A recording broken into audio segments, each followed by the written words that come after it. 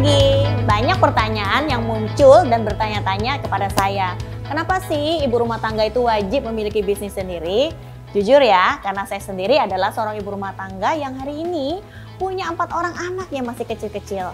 Hari ini rekan-rekan sekalian, kalau Anda yang namanya seorang ibu rumah tangga punya anak dan itu masih kecil-kecil, menurut Anda perlu biaya banyak nggak?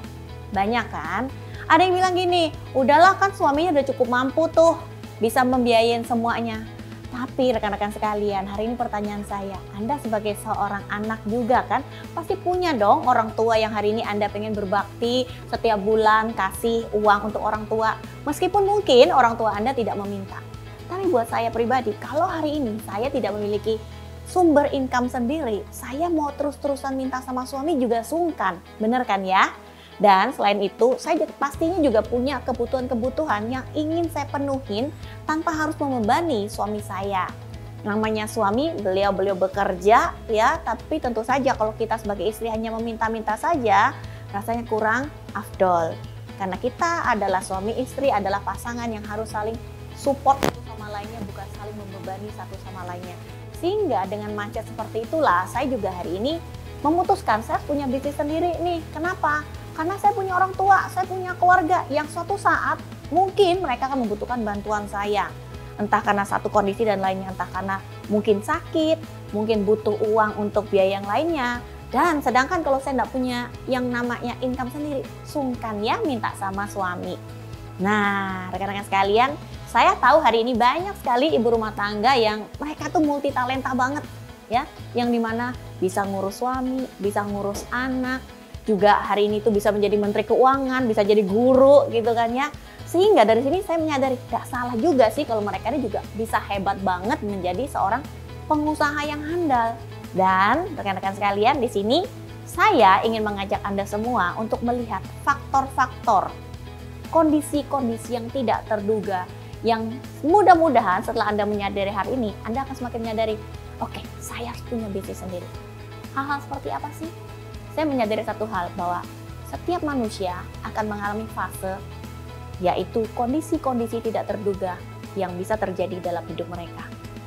Kalau hari ini sebagai rumah tangga, apa sih kondisi-kondisi yang terduga yang bisa terjadi?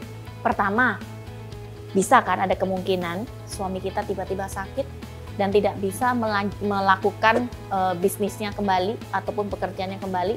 Nah, kalau kita tidak bekerja, gimana tuh? Apa nggak tambah bingung? Sedangkan kalau suami sakit, perlu biayanya banyak ya, betul ya? Yang kedua, kenapa sih wanita yang sudah berumah tangga pun wajib punya bisnis sendiri? Adalah karena ada yang namanya kondisi sikon suami kita ya, mengalami yang namanya bisa jadi dipecat dari perusahaannya. Ataupun kalau mungkin suami sudah bekerja, ada kemungkinan nggak yang namanya bisnis itu bisa mengalami yang namanya proses titik bawah, seperti kebangkrutan. Ada yang namanya kondisi-kondisi seperti itu. Kita tidak minta, tapi kita harus bisa berjaga-jaga. Kalau sampai terjadi seperti itu, bagaimana? Apakah kita sudah siap? Dan yang ketiga, ini sesuatu hal yang kita tidak inginkan, tapi kemungkinannya terjadi sangatlah besar. Yaitu suami berpulang ke Tuhan. Tidak ada yang mau hal ini terjadi.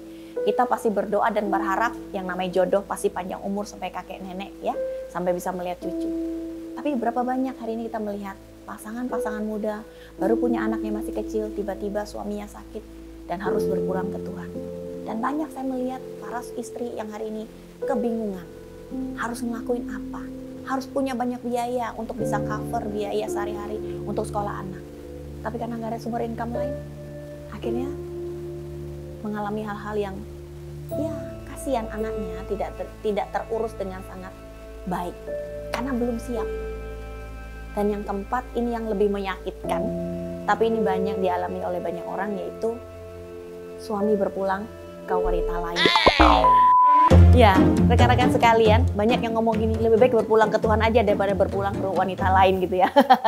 Tapi rekan-rekan, ini sesuatu yang kita tidak bisa hindarin. Meskipun kita yakin bahwa pasangan kita setia, tapi kemungkinan-kemungkinan itu selalu ada.